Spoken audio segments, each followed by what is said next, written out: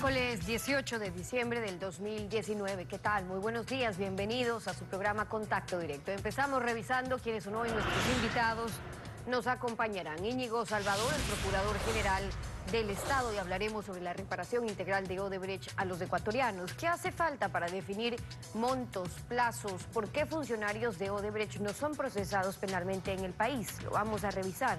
También estará con nosotros Mauricio Samaniego, el gerente de Comercio Internacional de Petroecuador, y hablaremos sobre la preventa petrolera a China en la era correísta a precios fuera de mercado y con una deuda a pagar muy por debajo de los montos del volumen de petróleo que entregamos como garantía y que debemos pagarla, la deuda, hasta el 2024. ¿Qué se está haciendo para renegociar esos contratos? Lo conversamos. Y además, Ruth Hidalgo, la directora ejecutiva de la Corporación de Participación Ciudadana. El presidente de la República tiene en sus manos también el análisis sobre el veto a las reformas al Código de la Democracia. Hay expectativa de participación ciudadana sobre cómo deben quedar esas reformas.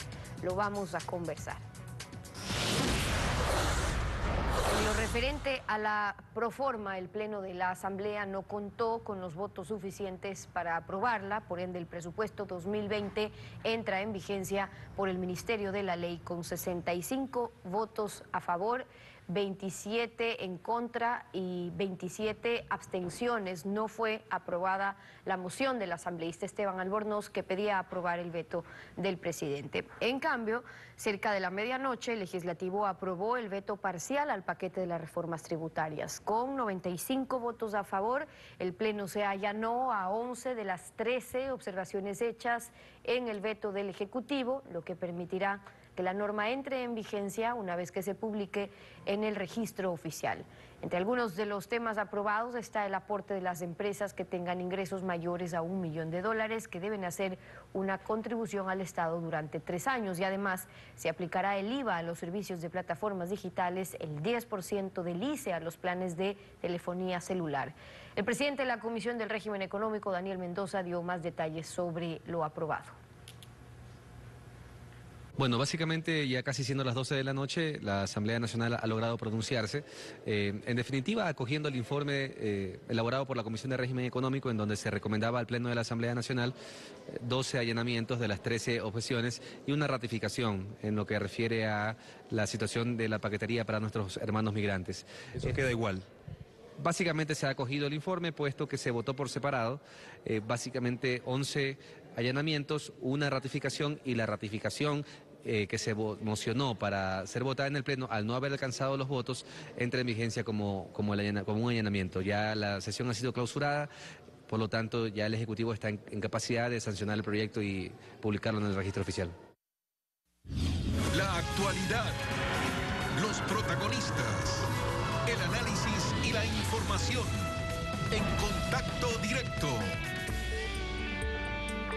¿Qué tal, Eni? Buen día, ¿cómo te va? Buenos días, Estefi, buenos días a todos quienes nos acompañan a esta hora. Desde el mes de julio, Odebrecht y algunas entidades del Estado, entre ellas la Procuraduría, el Servicio de Rentas Internas, la Secretaría Anticorrupción, la Superintendencia de Control del Poder del Mercado, analizan la reparación civil que la constructora brasileña debería entregarle al país. Los primeros días de agosto se ofreció que al terminar ese mes tendríamos ya una cifra preliminar. Han pasado 5 meses de aquel primer encuentro que venía siendo pospuesto desde el 2017 y que si no hay resultados no es por culpa de Odebrecht, dijo su director regional Mauricio Cruz López en este espacio. Recordemos sus declaraciones. Bueno, en verdad la empresa no define la agenda, la empresa está dispuesta a seguir adelante lo que quiera el Estado ecuatoriano. Eu estou aqui presente hoje justamente para poder seguir adelante com esse diálogo e não vamos imponer a agenda, nós estamos seguindo lo que decida el Estado, ¿no? Desde la capital de la República nos acompaña Íñigo Salvador, Procurador General del Estado. Doctor Salvador, buenos días. ¿Por qué a diciembre no se tienen todavía resultados? Señor Artieda, buenos días. La razón principal es que el tema de la determinación del daño causado por la empresa Odebrecht a través de sus actos de corrupción no es una tarea sencilla. Es una tarea que exige el análisis de todos y cada uno de los contratos firmados por esa empresa, análisis que había emprendido la Contraloría General del Estado. Justamente el día 16 de octubre, el señor Contralor tenía prevista una reunión con el antecesor del señor Cruz, el señor Félix Martins, representante de Odebrecht para América Latina, pero todos conocemos que justamente en los días previos ocurrieron los nefastos hechos del mes de octubre, en donde la Contraloría General del Estado fue incendiada y buena parte de la información general que tiene esa institución se perdió. Desde esa fecha hasta ahora se está recomponiendo, reconstituyendo esa base documental, y tan pronto como haya la posibilidad real de contar con esa documentación, retomaremos las conversaciones con la compañía Odebrecht. Doctor Pero el Salvador, tema es que... y la cifra dígame. preliminar que se había anunciado para finales de agosto, ¿esa sí la lograron elaborar o tampoco está lista? No, eso es lo que estoy tratando de decirle, señor Artieda. La única forma de determinar el monto de la indemnización que Odebrecht deba pagar al Estado ecuatoriano, y que debe incluir, como he dicho ya, el daño emergente, el lucro cesante en cuanto al daño material, pero también el daño inmaterial, el daño moral causado a la sociedad ecuatoriana por estos actos de corrupción. La única forma de determinarlo es sabiendo exactamente en qué contratos la compañía causó daño al Estado ecuatoriano. Tenemos una cifra aproximada admitida por la compañía Odebrecht de lo que representa coimas. Ellos sostienen que eso asciende a alrededor de 50 millones de dólares. Creemos que podría ser más, pero eso solamente es una parte del daño causado. Aparte de eso hay posibles sobreprecios, incumplimientos contractuales, etcétera, etcétera. Eso en cuanto al daño material. Y luego viene el daño moral, que es un poco más difícil de establecer objetivamente, pero que una vez establecido el daño material, será mucho más fácil determinar el otro. Eso, que inicialmente pensábamos que iba a ser un proceso relativamente rápido, no ha sido posible. Y no se trata solamente de que el Estado ecuatoriano, como ha dicho el señor Cruz, es el que establece la agenda. No, la agenda implica incluso aquello de que se ha hablado en estos días, que es la cooperación eficaz de Odebrecht. La compañía Odebrecht tiene información que está en proceso de entregar. No toda la información ha sido entregada a la Fiscalía General del Estado, de modo que conforme se van avanzando en las conversaciones indemnizatorias, debe también irse avanzando en la entrega de esa información. Señor Procurador, pese a los problemas que han tenido, ¿tienen un plazo, tienen una fecha tentativa de cuándo podrían terminar con esta negociación? La fecha tentativa que teníamos, que era 31 de diciembre de 2019, se fue al garete con los hechos de octubre, por lo que he explicado. Teníamos prevista una reunión en octubre entre la Contraloría, que es la que tenía esa información, y la compañía Odebrecht. No fue posible realizarla. Ahora que el año próximo, tan pronto como el señor Contralor nos indique que tiene ya la información reconstituida, nos sentaremos a conversar nuevamente, y lo primero que haremos es justamente redefinir el calendario. Dice también Odebrecht que quiere saldar las deudas que tienen aquí en Ecuador, pero que lo quieren hacer con la plata de los ecuatorianos porque ellos ya no tienen. Así lo dijo el director regional encargado. Lo invito a escucharlo. Bueno, nuestra propuesta es, además de todo eso que usted ha mencionado, intentar reparar los daños que siguen vigentes a los subcontratistas y a los proveedores. Tenemos hoy más o menos 80 empresas ecuatorianas, todas ellas entre pequeñas y medianas, que están a la espera de pagos de sus derechos, ¿no? de sus cuentas por cobrar. Efectivamente, nosotros necesitamos cobrar las cuentas que tenemos por cobrar para tener medios para pagar a essas empresas. En el pasado ya hemos hecho en Ecuador y en diversos países pagos a los subcontratistas, a los proveedores, mesmo estando com cuentas por cobrar de seus clientes. Pero em esse momento, lamentavelmente, a empresa não tem capacidade de hacerlo. ¿Los actos de corrupción generan derechos, doctor Salvador? Se lo pregunto porque la narrativa de Odebrecht apunta a que si no se ha pagado a 80 empresas proveedoras y contratistas es porque el gobierno no les cancela lo que les adeuda. Por ende, son víctimas del incumplimiento estatal y así no debería ser la cosa.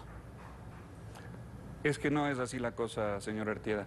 El Estado ecuatoriano tiene retenidos de la compañía Odebrecht montos por encima de los 100 millones de dólares en virtud de una medida cautelar dictada por la Fiscalía en el marco de las investigaciones iniciadas en relación al caso Odebrecht primero y ahora Sobornos 2012-2016. La compañía Odebrecht tiene que cumplir sus obligaciones tanto con los proveedores ecuatorianos, ellos hablan de 80 empresas, pues bien, tienen que cumplir con ellos trayendo fondos propios. Es absurdo pensar que la única garantía que tiene el Estado ecuatoriano en este momento de alguna manera resarcirse de los daños sufridos a manos de la empresa Odebrecht por actos de corrupción, que son estos dineros retenidos en virtud de la medida cautelar, tengan que ser utilizados para que Odebrecht pueda cumplir sus obligaciones con sus proveedores, a quienes debía haber pagado mucho tiempo atrás, y con el propio Estado ecuatoriano, a quien debe una cantidad importante también por concepto de impuestos. Si a eso le sumamos los montos que en algún momento llegaremos a tener relativos al daño causado al Estado ecuatoriano en general, lo más probable es que esos dineros retenidos por más de 100 millones de dólares sean insuficientes para cubrir el daño causado al Estado ecuatoriano.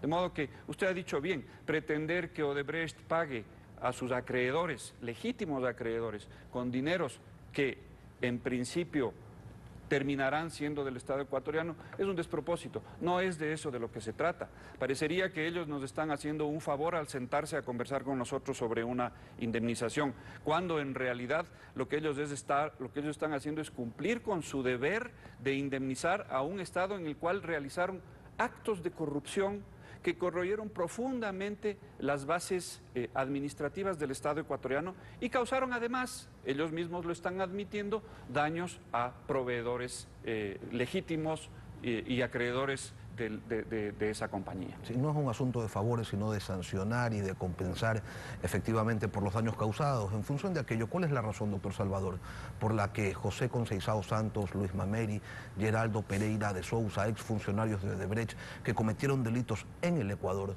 no son procesados aquí en el país? ¿Hay una suerte de despenalización para Odebrecht en el Ecuador? El tema del procesamiento de los funcionarios de Odebrecht es un tema que maneja directamente la Fiscalía General del Estado. Como usted sabe, en los procesos penales, a quien corresponde determinar en la audiencia de formulación de cargos quiénes son procesados y por qué delitos, es a la Fiscalía General del Estado. ¿Usted está de acuerdo con eso? A ver, eso es lo que dice la ley, eso es lo que dice la ley.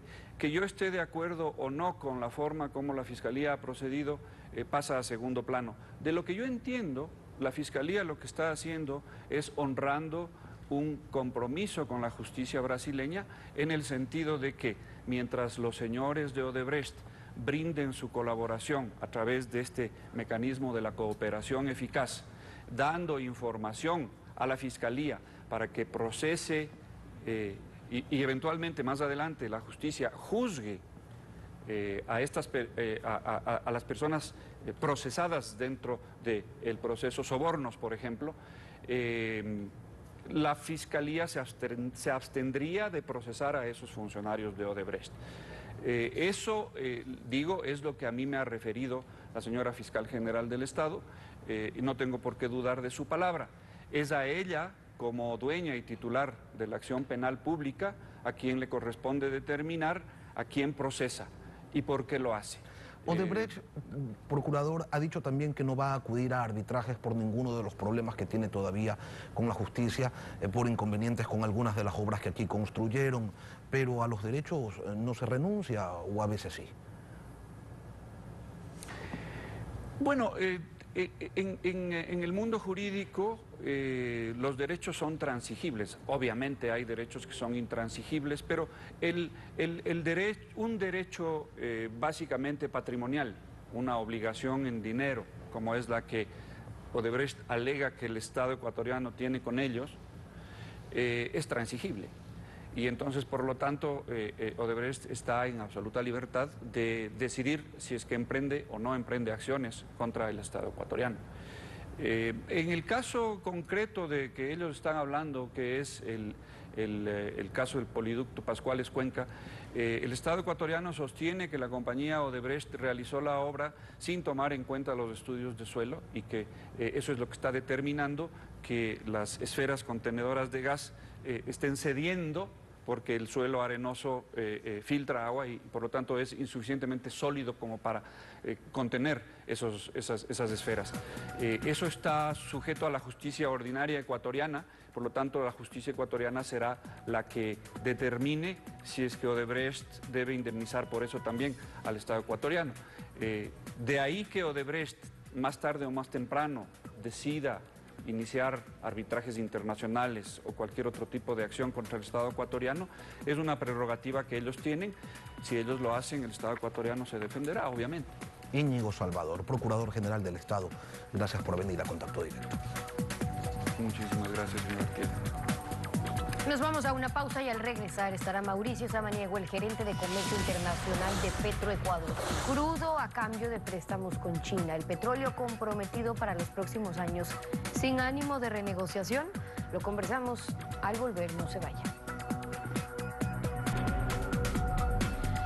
El ministro de Energía reconoció aquí en Contacto Directo que los contratos que se firmaron con China comprometiendo nuestro petróleo son lesivos para el país. Los contratos que fueron suscritos con China y con Tailandia son lesivos a la economía del país y tienen unos candados perversos basados fundamentalmente en el tema del volumen. En efecto, nosotros tenemos alrededor de 3.100 millones de dólares, que es el saldo, que sería un equivalente a 60 millones de barriles, pero la garantía de eso son 340 millones de barriles. Nosotros estamos trabajando eso. Hoy nos acompaña Mauricio Samaniego, el gerente de Comercio Internacional de Petroecuador. Bienvenido a Contacto Directo. Muy buenos días. Buenos días también. Ya escuchamos contratos lesivos, sobre todo por esos candados en cuanto al volumen que entregamos como garantía. Si hoy la deuda con China es de 3.000 millones, que sería equivalente a 60 millones de barriles, pero la garantía es de 340 millones de barriles, si lo ponemos a $50 el barril, estamos hablando de 17.000 millones de dólares en garantía, cuando lo que se debe es 3.000. Con eso, claro, ¿qué acciones están tomando para parar semejante perjuicio? A ver, debemos tener muy claro lo siguiente. Efectivamente, si bien son 340 millones los que respaldan la operación, también es verdad que son estos 340 millones de barriles que se van a entregar en el transcurso de los próximos años, de los próximos 5 años, y por consiguiente son alrededor de 17.000 millones de dólares que se van a facturar. La deuda actualmente es de aproximadamente 3.100 millones y efectivamente eso es lo que se cancelará en el transcurso de este tiempo. ¿Qué es lo que se ha realizado? Se han realizado muchísimas gestiones. En base a la directriz, en base al liderazgo de nuestro presidente y de los señores ministros, básicamente lo que ha hecho Comercio Internacional y Petroecuador es dinamizar su gestión. ¿Qué significa esto? Esto significa, hemos entrado en el mercado internacional, hemos generado concursos, hemos generado procesos licitatorios que nos han permitido entrar a los mercados de spot. Adicionalmente, se han realizado gestiones respecto de lo que es la renegociación de los contratos. En la renegociación de los contratos hemos gestionado todo lo que es tema de calidad, hemos gestionado temas de flete, hemos gestionado temas de premium, mejorándolo. Y adicionalmente, una de las cosas fundamentales que se ha hecho es la reprogramación de volúmenes. Ok, ya sobre que esos la tres reprogramación de volúmenes... Vamos hablando, si me permite, para poder irlos a analizar. Primero, que han liberalizado ya el petróleo y que han logrado esas ventas de spot. Bien, pero estamos hablando ¿de cuánto? De 20 millones que lograron liberar de los 180 millones de barriles que exporta el Ecuador. Es decir, si bien se ha logrado y sus ventas de spot y han sido un monto importante, siguen siendo cantidades ínfimas en relación al petróleo que está comprometido con China. Es decir, lo que han logrado liberar, si bien se logró la operación, es muy poquito. La liberalización que se ha realizado es de 50 millones de barriles, pero no es solamente el tema de la liberalización, es lo que está detrás de eso. Al hacer 50 millones de barriles y esto poder generar concursos licitatorios, concursos abiertos a sobre cerrado, adicionalmente a esto, ¿qué es lo que se ha logrado? Se ha logrado también un mayor registro de empresas, un mayor de participantes interesados en tener relaciones comerciales con Petroecuador. Nosotros realizamos procesos licitatorios en donde invitamos a distintas personalidades de control, personalidades de la prensa, representantes, en fin, concursos abiertos que lo que han permitido es justamente lograr que el precio de nuestro crudo sea incrementado. Claro, lo cual prueba hay que tomar en consideración, las condiciones. Claro, pero digo, eso prueba cómo cambian las condiciones cuando ustedes lo manejan. Cambia esto. ¿Cómo cambia esto? El solo hecho de realizar estos concursos, todos los resultados que provienen de estos concursos se reflejan posteriormente en el mercado. Estos resultados que se reflejan en el mercado también inciden en lo que tiene que ver con los precios en los contratos a largo plazo. ¿Qué quiere decir esto? Que todo lo que nosotros logramos a nivel spot también repercute en el largo plazo mejorándolo. Algo que hay que tomar en consideración. Pero déjeme aclarar ahí, no solamente se ha logrado con los contratos actuales a largo plazo que tienen con China, es decir, estas ventas de spot que han logrado con estos 50 millones de barriles. Por cierto, aclarar, esos 50 millones son ¿en cuánto tiempo? Porque 180 son anuales. Hablamos de la deuda con China de 340 que tienen comprometidos. ¿Estos 50 millones lo han liberado en cuánto tiempo? A ver, partamos de lo siguiente, no son 180 millones al año, estamos hablando de alrededor de 110, 120 millones. Los 50 millones estamos hablando de aproximadamente 2 años y pico. Y lo que yo le digo justamente es que lo que logramos en las ventas de spot, y ojo, hay que considerar que no solo han sido ventas de spot, hay ventas de spot, hay contratos de mediano plazo, hay contratos de largo plazo. En las ventas de spot hemos logrado aproximadamente una facturación de 1.400 millones. En los contratos de mediano plazo estamos hablando de 1.000 millones aproximadamente. Y el último proceso, que fue un proceso en donde se logró el máximo precio posible, estamos hablando de aproximadamente 950 a 1.000 millones. Entonces, los beneficios que ha traído la renegociación no solamente es en cuanto a la parte de los contratos de largo plazo. Esto conlleva una serie de cosas alrededor. Adicionalmente es la inclusión del país en el mercado internacional. ¿Con qué petróleo? Y pregunto esto, porque si habla de 50 millones, pongamos las cifras claras, estamos hablando por año de 25 millones entonces de barriles. Si sabemos que tenemos comprometidos 340 millones de barriles por los 3 años que debemos, de los 3.000 millones, de los 3.100 millones de dólares que debemos, y ustedes mismos han podido probar la diferencia de manejar, de lograr estas ventas de spot, de tener precios de mercado, de lograr esas licitaciones, por ende conocen, y por eso el ministro lo reconoce, lo lesivos que fueron los contratos en las condiciones con las que le han entregado a China. Entonces lo que usted me está diciendo es, ok, estamos empezando a liberar, pero no suena cuidado, están cómodos con que eso es lo que ya se ha liberado. ¿Qué opciones de renegociación están planteando, reconociendo que esos contratos son lesivos para el Estado ecuatoriano? A ver, todo contrato siempre es perfectible. Todo contrato. Y de hecho es por eso que nosotros hemos procedido a las renegociaciones y a disminuir cualquier margen que pueda establecerse dentro de lo que son los contratos de largo plazo y lo que nosotros obtenemos en el plano spot o en el plano mediano plazo. ¿Qué es lo que se ha hecho? Justamente renegociar. ¿Cuáles son los beneficios de esa renegociación? Aproximadamente, solo en la renegociación, 700 millones de dólares. Solamente en la renegociación. Ahora, no olvidemos y siempre tengamos claros que si bien existe un diferencial entre lo que se cobra en el largo plazo y el spot, esos 340 millones le van a significar al país en los próximos 5 años un ingreso de 17.000 millones de dólares. Y no le quepa la menor duda que cada barril que se vende y cada barril que se entrega a las empresas chinas, se lo factura, se lo cobra y esos dineros ingresan claro, a las arcas fiscales. ¿Se lo cobra a qué precio? Es decir, comparar cuánto vamos a recibir por lo que se vende versus lo que podrían recibir si se vendería en las condiciones bien negociadas bajo el control que ustedes mismos están evidenciando, las condiciones serían distintas. Es decir, aquí lo que está claro y que el Estado lo reconoce o que el ministro lo reconoce es que si fueron contratos lesivos, que no fueron a precios de mercado, que los precios los pusieron los propios chinos en la negociación de los contratos para establecer las fórmulas sin considerar lo que significaba un contrato a largo plazo. Y más allá de eso, que hay actos de corrupción que alguien podría estar queriendo encubrir porque hay intermediarios que están presionando para que se sigan justificando esos contratos. Con eso dicho, entonces, ¿hay posibilidad de renegociación? 1 y 2, ¿hay posibilidad de demandar esas acciones, por ejemplo, ante la Corte de Londres?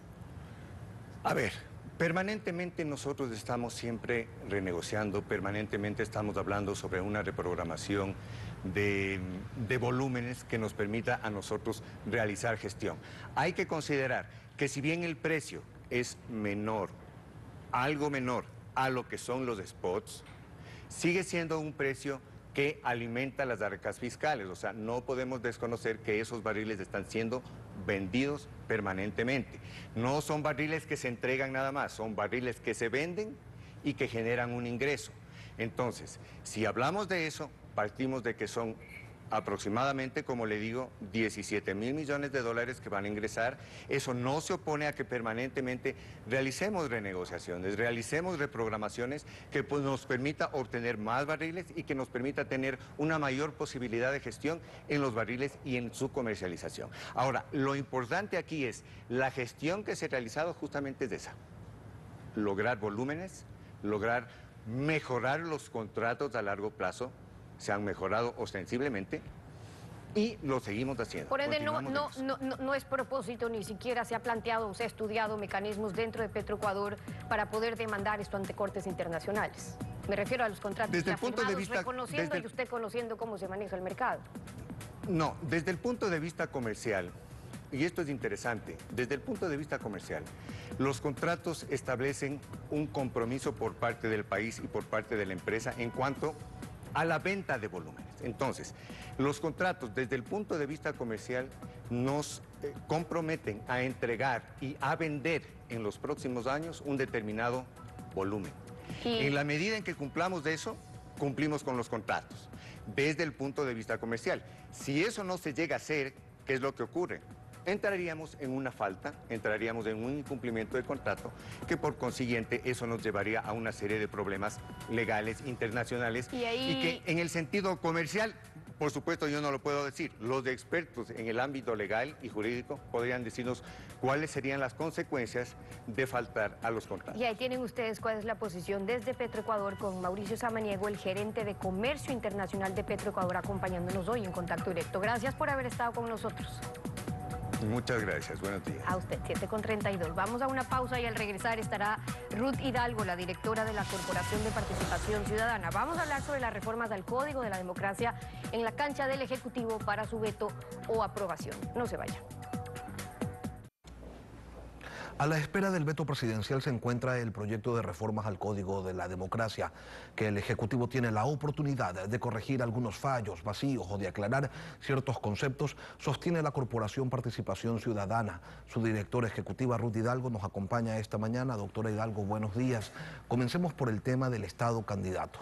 Resulta que llegan las campañas electorales y a todos se les ocurre que es urgente dar a conocer obras y acciones, que todos quieren realizar programas que deben ser necesariamente difundidos y esquivan las disposiciones legales y hacen lo que les da la gana. ¿Cómo evitamos que esto continúe ocurriendo? Sí, buenos días, Lenin, un gusto estar acá. Para Participación Ciudadana, las reformas electorales aprobadas por la Asamblea de alguna manera reflejan la capacidad de incidencia que puede tener una organización de sociedad civil y la presión que desde la actoría política y desde la actoría social puede uno de alguna manera incidir en estos cambios. Recordemos que Participación Ciudadana desde hace 10 años viene insistiendo en la mayoría de estos cambios, por lo tanto vemos con satisfacción estas nuevas reglas. En referencia a lo que usted menciona, sí creemos que de todas maneras para el veto hay una oportunidad que tiene el presidente de la República para mejorar la redacción de las actuales reformas. Puntualmente dos cosas, Lenin. Un tema, creemos que no se ha regulado adecuadamente el tema del uso de recursos públicos para publicidad oficial.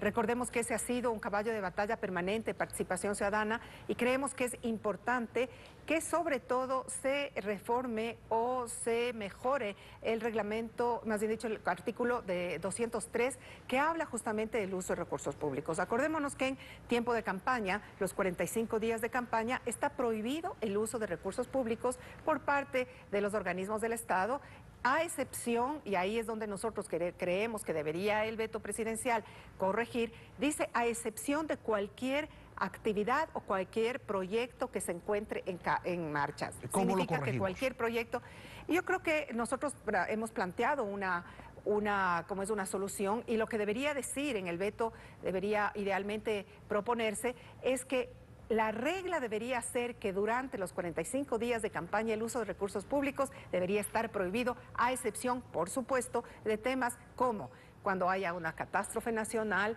cuando haya un estado de excepción, cuando en los gobiernos locales, por ejemplo, están cerradas las vías principales y tienen, por supuesto, que avisar a sus ciudadanos que hay este particular, pero solamente en esas circunstancias. El resto debe estar absolutamente prohibido, porque si no, allí justamente caemos en lo que usted iniciaba ahorita en la pregunta, es decir, los funcionarios candidatos del Estado, candidato que utiliza los recursos públicos, que utiliza además inclusive hasta sus propios funcionarios para que hagan proselitismo en horas de trabajo. Entonces yo creo que ya es momento, en esta oportunidad histórica que se ha abierto, mejorarle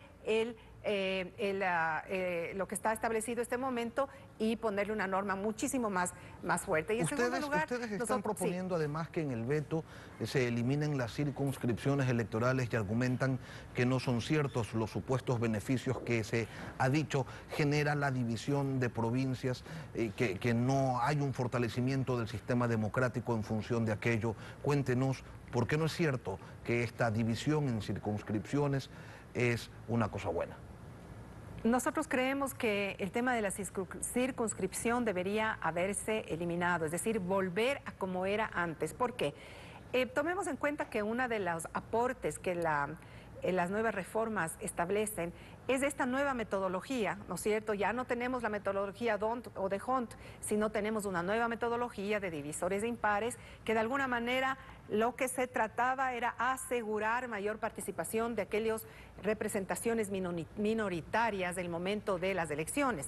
Pero no puede llegar a ser efectivamente Webster como debería ser, si es que paralelamente usted no eliminara los distritos como se han mantenido, porque el distrito en las ciudades grandes crea la posibilidad de tener una menor participación. No es lo mismo votar en un distrito de 10, en un distrito de 8, que tener varios fraccionados del voto en distritos de 4 o 5 personas. Además, hay que tomar en cuenta que en términos de participación, usted tiene chance de mayor participación en distritos grandes y no tiene tanta participación en distritos pequeños. Por lo tanto, nuevamente, tomando en cuenta que Webster ha sido ahora introducido, hubiera sido lo ideal que obviamente paralelamente a eso el tema de distritos también haya tenido una reforma. No sabemos si es que el Ejecutivo tendrá legalmente la capacidad de introducir el tema de los distritos, pero nosotros sí abogamos al menos a poner sobre la mesa que lo ideal hubiera sido también el tener esta eliminación para garantizar sobre todo participación efectiva a los espacios minoritarios. Dos propuestas concretas que han sido remitidas al Ejecutivo. En los próximos días veremos si el presidente Lenín Moreno los acoge o no. Ruth Hidalgo, directora de la Corporación Participación Ciudadana, gracias por venir a Contacto Directo. Una pausa. A usted, Lenín. Y volvemos. Un gusto.